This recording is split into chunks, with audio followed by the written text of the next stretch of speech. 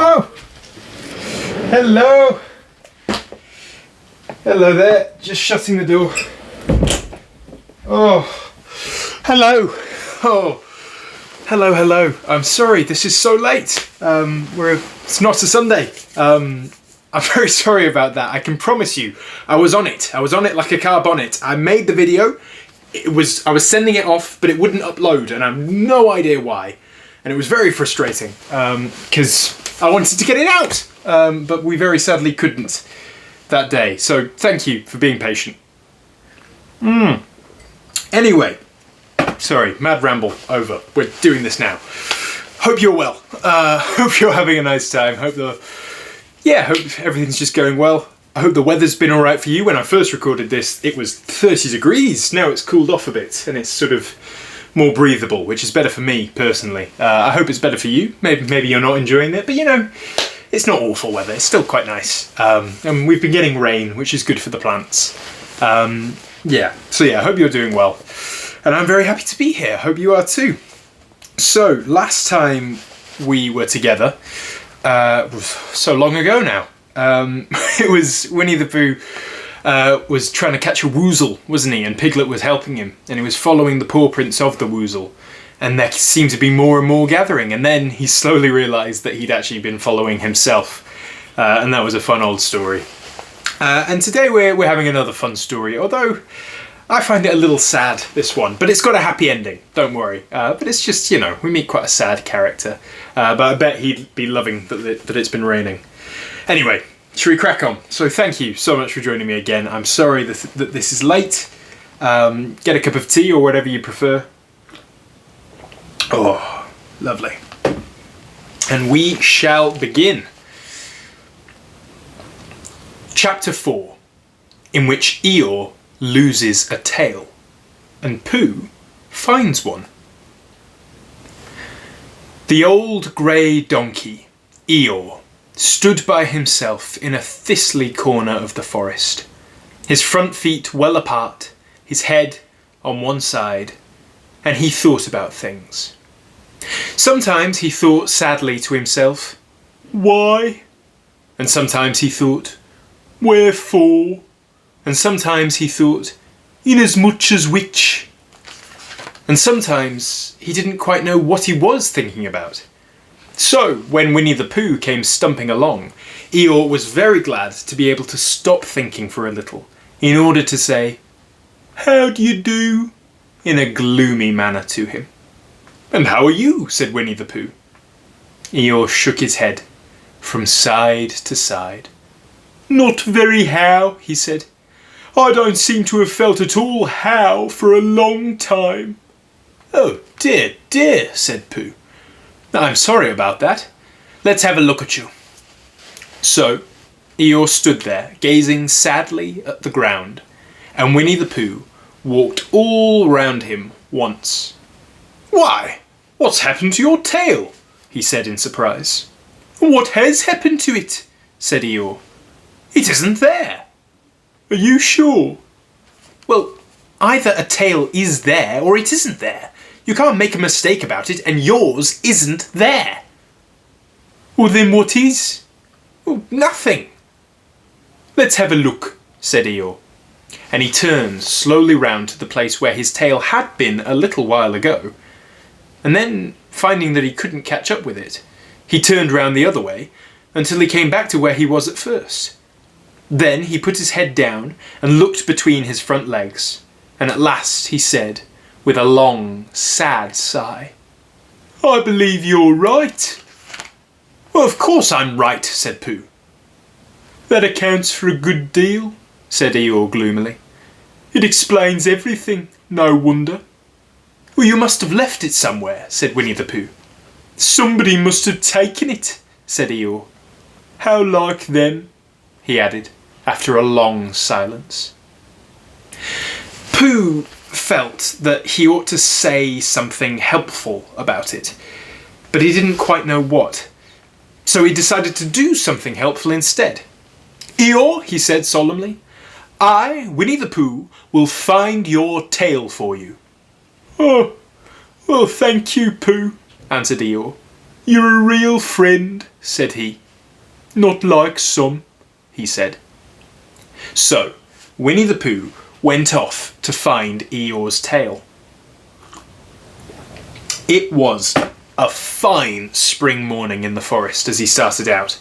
Little soft clouds played happily in a blue sky, skipping from time to time in front of the sun, as if they'd come to put it out, and then sliding away suddenly so that the next might have its turn. Through them and between them, the sun shone bravely, and a copse which had worn its furs all the year round seemed old and dowdy now beside the new green lace which the beeches had put on so prettily. Through copse and spinney marched Bear, down open slopes of gorse and heather, over rocky beds of streams, up steep banks of sandstone into the heather again, and so at last, tired and hungry, to the 100-acre wood. For it was in the 100-acre wood that Owl lived. "And if anyone knows anything about anything," said Bear to himself, "it's Owl who knows something about something," he said. "Or my name's not Winnie the Pooh," he said. "Which it is," he added. "So there you are." Owl lived at the Chestnuts, an old-world residence of great charm, which was grander than anybody else's, or seemed so to Bear, because it had both a knocker and a bell pull. Underneath the knocker, there was a notice which said, "Please ring if an answer is required." Underneath the bell pull, there was a notice which said, "Please knock if an answer is not required." These notices had been written by Christopher Robin, who was the only one in the forest who could spell. For Owl, wise though he was in many ways, able to read and write and spell his own name, W-O-L, yet somehow he went all to pieces over delicate words like measles and buttered toast. Winnie the Pooh read these two notices very carefully, first from left to right, and afterwards, in case he had missed some of it, from right to left. Then, to make quite sure, he knocked and pulled the knocker, and he pulled and knocked the bell rope, and he called out in a very loud voice, "Owl, I require an answer.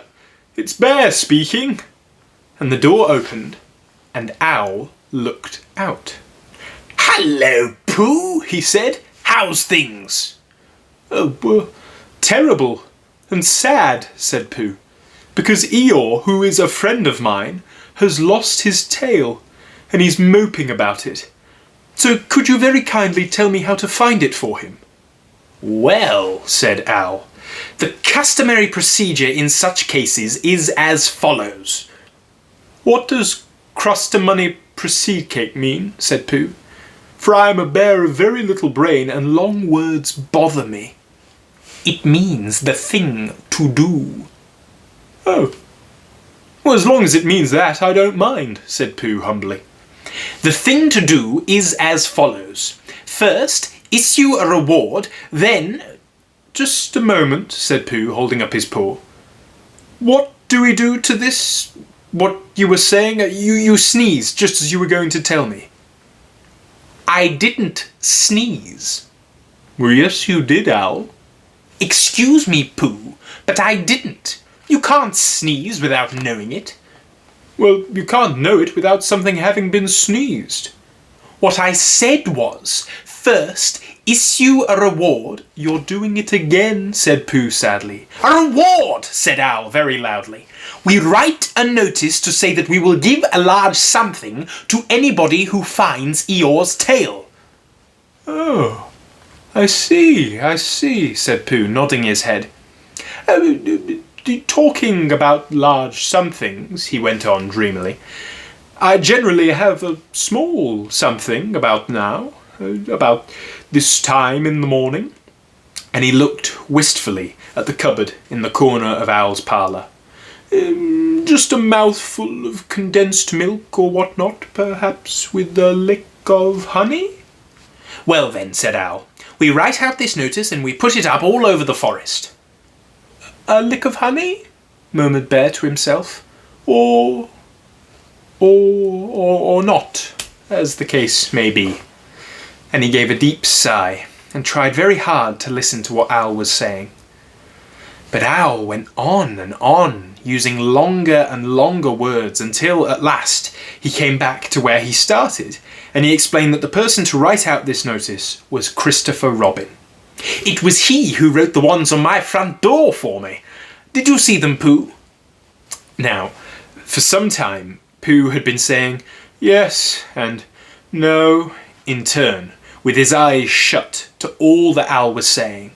And having said yes, yes last time, he said no, not at all now, without really knowing what Owl was talking about. "You didn't see them?" said Owl, a little surprised. "Well, come and look at them now." So they went outside, and Pooh looked at the knocker and the notice below it, and he looked at the bell rope and the notice below it. And the more he looked at the bell rope, the more he felt that he had seen something like it somewhere else, some time before. "Handsome bell rope, isn't it?" said Owl. Pooh nodded. "It reminds me of something," he said, "but I can't think what. Where did you get it?" "Well, I just came across it in the forest. It was hanging over a bush, and I thought at first somebody lived there, so I rang it and nothing happened. And then I rang it again very loudly, and it came off in my hand. And as nobody seemed to want it, I took it home and—" "Owl," said Pooh solemnly, "you made a mistake. Somebody did want it." "Who?" "Eeyore. My dear friend Eeyore. He was fond of it." "Fond of it?" "Attached to it," said Winnie the Pooh sadly. So, with these words, he unhooked it and carried it back to Eeyore. And when Christopher Robin had nailed it on in its right place again, Eeyore frisked about the forest, waving his tail so happily that Winnie the Pooh came over all funny and had to hurry home for a little snack of something to sustain him. And wiping his mouth half an hour afterwards, he sang to himself proudly, "Who found the tail?" "I," said Pooh, "at 1:45, only it was 11:15, really. I found the tail." And that's the end of our chapter. I quite like, at the bottom of this one, you've got images of Eeyore dancing about with the tail. It's a lovely story, isn't it? Oh, although quite sad to begin with, with Eeyore just moping about and having lost his tail, but he can't really think of anything to do about it. I hope you didn't mind Eeyore as well. I'm not quite sure what the accent was. Birmingham maybe, but it felt quite sad. And then Owl was very, "Hello, up there." It's a lovely chapter, that. I love the whole sort of confusion with the sneezing when Owl's actually just saying issue, but Pooh hears it as a sneeze. It's just silly, silly stories. Oh, but good stuff. Anyway, thank you so much for joining me for this one. Again, I'm sorry it was late, but it's not my fault. Something wrong with technology. But yeah, thank you so much for joining me. I hope you enjoyed it. And if you'd like to come back, please join us next week, or not even next week, on Sunday, for Chapter 5, in which Piglet meets a heffalump. And we'll see what happens there. I say Sunday. Let's find out when it comes out. But yeah, thank you so much for joining me for that fun little story. I hope you have a lovely day. I hope you have a lovely next few days up until we see each other again. But until then, I hope you take care of yourself. Bye-bye.